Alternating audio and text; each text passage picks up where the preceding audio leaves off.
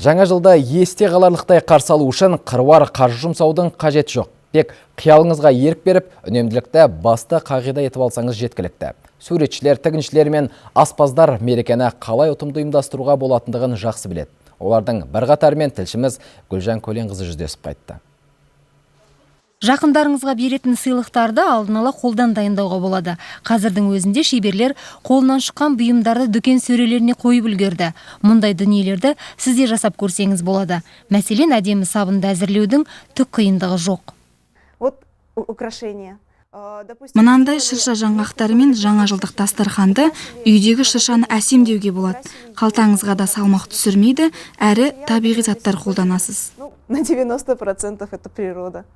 Шоколад қосылған банан мен балмұздақтан жасалған орама тоқпасары мерекелік дастарханның сәнін келтіреді. Аспаз Рита Тоқтаева сиыр, тауық етінен түрлі тағам дайындауға болатынын айтады.